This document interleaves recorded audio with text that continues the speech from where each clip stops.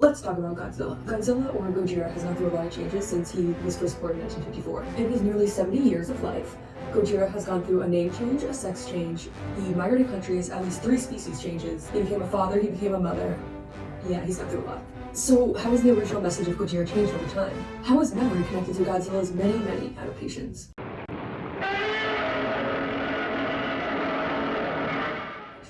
It all begins with 1954's Godzilla, a depressing commentary on humanity's impact on nature due to nuclear fallout. This is, of course, coming off the back of World War II, Hiroshima and Nagasaki, but also nuclear testing in the Pacific done by America. Everything about the original calls back to the fears of Japanese people, with Gojira being destructive and antagonistic, and a design harkening back to the keloid scars obtained by survivors of the Nagasaki attacks. Gojira was first and foremost a protest against nuclear war, but as the character Gojira began to take off, his main motivations, characteristics, and themes began to change with the time as well. He went from Japan's terrorizer to an eventual superhero figure against other kaiju threats like Ghidorah, Rodan, and Mothra.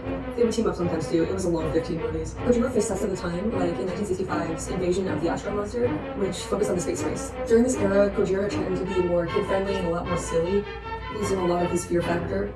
It can be seen in 1969's All Monsters Attack, which has its main theme rooted in anti-bullying, which is a far call away from nuclear fallout. So after a few box office flops, it was left to rot for about a decade. The origins of Gojira perfectly use the virtue of meaning to morph the tragedies and the trauma from World War II that the Japanese people felt and turn it into something that they can express creatively. The Showa period also showed the sin of transience, as they eventually forgot the original meaning of Gojira and turned it into a silly character instead of a serious representation of Japanese issues.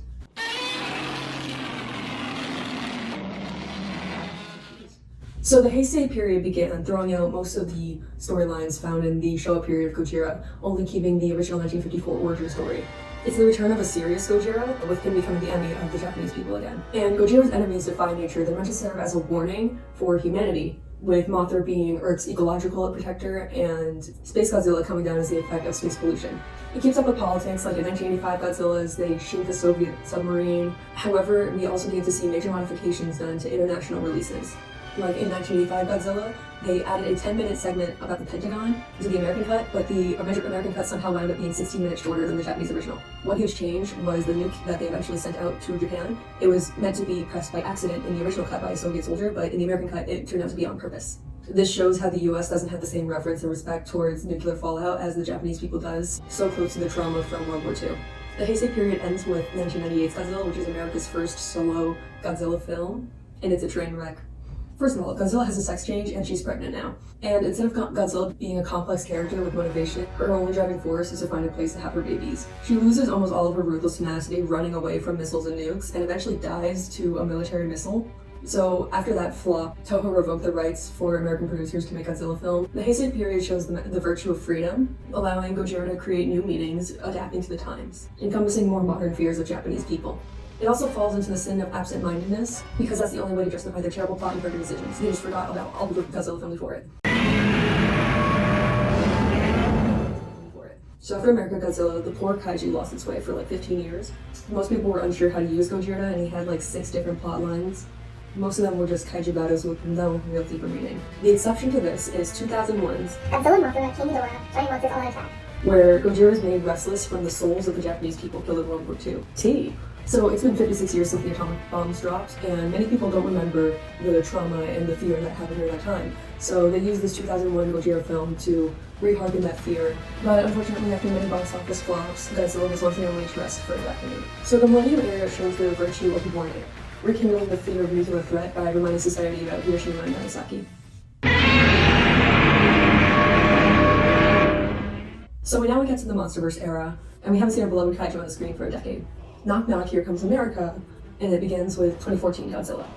So Godzilla isn't about war anymore in this rendition, it's only about humanity's treatment of nature. It also becomes completely separate from Japan, rewriting the history of Godzilla's origins to be a constant battle over thousands of years. It also rewrites parts of American history, showing that their nuclear testing in the Pacific was not random nuclear tests, but a constant fight against Godzilla. It never refers to these monsters as kaiju, only titans, which further separates Godzilla from his Japanese origins. In Godzilla vs. Kong, we see the true nature of our new beast. He is compared to The Undertaker from WWE, only coming out to defend his title as King of the Monsters and ruler of Earth.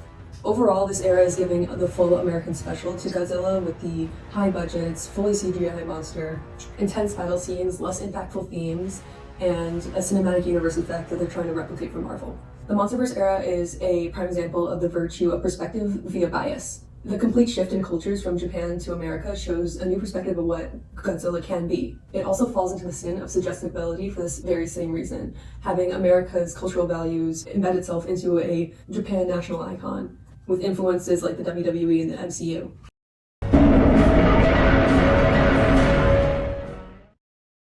After the tragic 9.2 magnitude earthquake and tsunami, as well as the governmental fumble of the Fukushima nuclear disaster, Japan is kind of in a state of fear in the 2010s.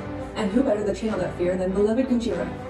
Shin Gojira was made to show government incompetence, with Japan's official government responses to the threat always falling one step behind his evolutions. It also directly showed the impact of the natural disasters that hit Japan during this time, with the second stage looking very similar to a tsunami pushing boats through the water. With all these negatives, it also showed the resilience of humans, and hope for Japan and their population if they come together as a community. Gojira is shown as a creature unaware of its destruction. It's just trying to survive, and it's in constant agony from its evolutions. This is a perfect allegory towards nature. It's not intentionally trying to harm people, it just is. The latest of Japan's Gojiras showcases the virtue of presence through absent-mindedness. By being able to adapt Gojira to the modern world while being able to maintain what made him so fearsome in the first place, connections to Japan's fears and anxieties. Shin Gojira also falls into the memory misattribution sin, assigning the memory of Gojira to a completely different issue and having completely different origins, as soon as a more present stimulus arises. Thank you for listening, and I hope you like Godzilla as much as I do.